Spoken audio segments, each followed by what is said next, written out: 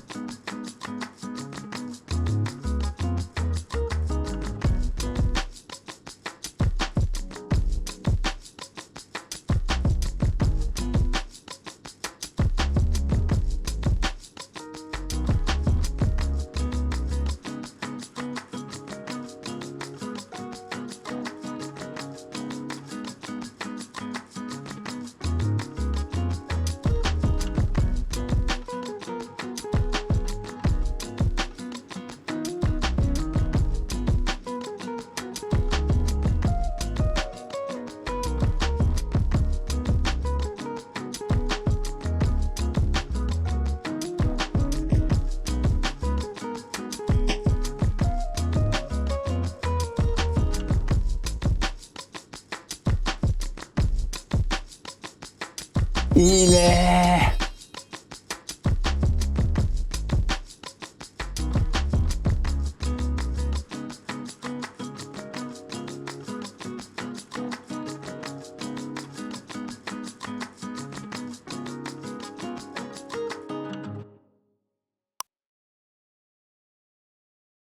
もう火は強火ですね。溶き卵の中にご飯、ケチャップライスを混ぜたやつをこのフライパンの中に入れていくわけですが、この右と左の動きがもう実に軽妙。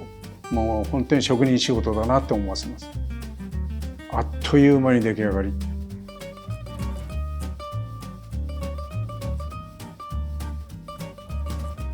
でここに2種類のソースを添えていただくわけです。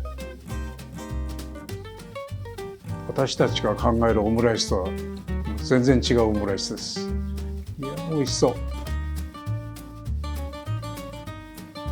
う。いいね。一番人気のオムライス、タラバガニのトロトロオムライス、今からいただきます。さあ、どんなトロトロなのかな。端っこにちょっと入れてみましょう。い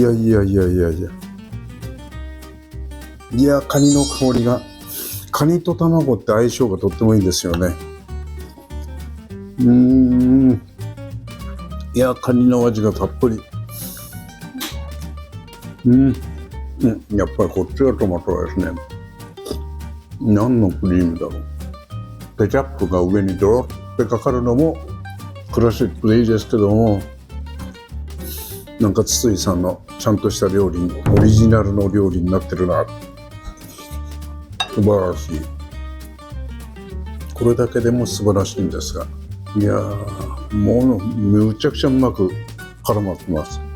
ご飯に、つまり炒めたご飯がライスがあるところにオムレツを包み込むっていうんじゃなくて、ご飯と一緒に卵をこう炒めておいてオムレツ状にまとめてある。うまい。美味しくいただきました。はい、シンカーの鈴井さんにお邪魔しております。ありがとうございます。ごちそうさまでした。ありがとうございます。もう本当に久しぶりで、もうお昼はオムライス、もう特にトロトロオムライスがたくさん出るみたいなんですけども。そうですね、おかげさまで。はい。あれはどういうところからまあ今や名物と言っていいと思うんですけども。はい。きっかけはですね、ご常連さんのおばあちゃまがいたんですよ。で、その方がカニのオムライスが好きで、食べてたんですけども、たまたまですね、お見えになった時に、ちょっと歯が悪くなっちゃって、もう年だし、喉越しがいいオムライスってできないって言われて、聞かれたんですよ。で、その時に、ほんと即興で作り上げた、それがあれがトロトロオムライスで生まれたんですか？そうです。まあイメージはスクランブルエッグ、はい、だったらこう喉越しもいいだろうし歯にもいいかなっていうのがあって、生クリームのソースだけだったんですけど、出したらすごく喜ばれて、もう完食なさってなるほど。それが最初です。はい。まかないで出してとかしてもちょっと受けが良かったので、最初裏メニューで出してたんですけども、先生ご存知のハンバーグ丼と和風ハンバーグ丼、あれがすごく人気が出まして、ちょっと売り切れが早い状態になってしまいました。ちょっと怒られることが多かったんで、トロトロオムライスを出してやったのが流れですね。はい。僕もですから初めていただいて、やっぱりフレンチが基本になってるっていうのは、フランス料理好きな人はすぐ分かりますよね。言ってみて、かき卵、今言われました、スクランブルの、かき卵の要領なんですけども、でもうまくご飯となじませるのはとても難しいんじゃないかなと思います。でもまあ数こなすのはすごいですよね。一日何十も。そうですね。でもあれは作ってて楽しいので。楽しいですか？はい。見てても楽しかったです。ちょっといろんな作り方、まあ同じ作り方、最終的に出来上がりなんですけれども、ちょっと斜めにフライパンやってみたりとか、ちょっと遊びながらやってみたり。いや、ランチとしては最高だし、夜で私いただいたタラバガニ、だからトロトロっていうイメージだから、なんか中から出てくるのかなと思って、ナイフフォークの入れ方をおっからびっくりやりだしたら、もうそれもそのものがオムライスになってて、そうです。それでいただこうと思ったらカニの香りがわーっと立ってきて、見た目はなんでトロトロなのってよく言われます。ただ口に入れていただいた時にこう程よく食べやすく、でソースと絡めるとトロトロ感が分かっていたり。だから、まあ、ご飯料理で洋食で日本人のものなんだけども、全部テクニックはフレンチのベース。そうです。実は最初ハンバーグ丼、召し上がっていただいて、これもすごく先生が好評いただいてメディアに出していただいたりしたんですけれども、その時にハンバーグとデミグラスソースと卵、まあそれだけでもいいんだけどさ、ちょっと飽きちゃうんだよねっておっしゃったんですよ。そんなこと言ったのこっち。それで、まあ箸休めなんかあるといいよねって、その時にご助言いただいてつけたのが漬物なんですけれども、それだけでもすごく違って、あとその時におっしゃったのが、これだけだと面白くないんだよねっておっしゃったんですよ。でそれがすごく印象的に残ってて、だから最初に作った時も、まあ、このままいこうかなと思ったんですよ。トロトロオムライス、生クリームのソースだけで。でもつまんないよな。なんか面白くなる方法ないかなと思って、あと見た目も良くなるようにしたらどうしたらいいのかなと思った時に、で先生おっしゃる通りにソースはフレンチの僕が修行した大倉のエポックのアレンジなんですよ。それこそ生クリームのソースはボリーさんがジンジャーソースっていうのを作った、魚に合うソースを作ったんですよ。ちょっとベースにありまして、それを完全アレンジしたんですけども、ただオムライスって僕はケチャップだと思うんですよね。誰しもケチャップがなかったらオムライスじゃないよなと思って、うちの両方のトマトソースにはケチャップ入ってるんですよ。でそういう感じで、それとあとフレッシュのトマトの方は、あれはトマト本にしよう。トマトの酸味がとっても生きてました。で大倉で修行してた時はイタリアントマトの缶詰だったんですよ。で僕その時に缶詰って嫌だなって思ってたんですよ。大倉なのになって、こういうこと言うと先輩に怒られちゃうんですけど、思ってたんですよね。で、その時に、本重って美味しいから合うなと思ったんですよ。ただ、その缶詰を使うんじゃなくて、うちは生のトマトを作れば、逆にトマトって一年中あるけど、旬が夏じゃないですか。だから冬は今の時期はちょっと酸味が強いんですよね。そういう変化があっても面白いなって、まさに先生がおっしゃったことを実行しているっていうのは。いえ、もう私 YouTube 始めたらやっぱり職人仕事っていうものを大切にしたいな、やっぱ同じことを繰り返しやりながら正確にやるんだけれども、やっぱり一つ一つが微妙に違うっていうのが本当の職人仕事かなと。そうなんですよ、本当にオムライス作ってても年に何個かなって思います。ただ多分お客さんの目には分からないと思うんですよ。自分でやってる中の微妙な違いっていうのがあって、それが一年中使ってるっていうことは卵も微妙に違うんじゃないですか。そうですね、違います。で、夏場はやっぱり張りがないですし、ないですよね。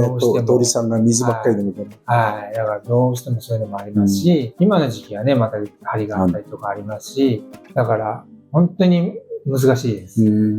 で、僕の持論は100人お客様がいたら100人美味しいって言わせるのが目標なんです。自分の気持ちの中でいつもやってることなんですね。で、ここでお店を開かれる前に大倉に何年ぐらいいらした？僕は7年ぐらいしかいなかったんですよね。ただ本当に運が良くてラベルエポックトップレストランに4年半ぐらいいたので、その時はジャック・ボリさんだったので、すごくそれが勉強になりました。いや、ボリーさんも長いこと日本にいるからフレンチばっかりじゃなくて日本料理も大好きだし、お寿司も大好きだし。そうですね。うちお見えになった時にはマルセイ鍋っていうのがあるんですけれども、それは一応この分量は OK だっておっしゃったりもしてました。そうです。で、こちらで開かれて何代目かなんですか、こちらで？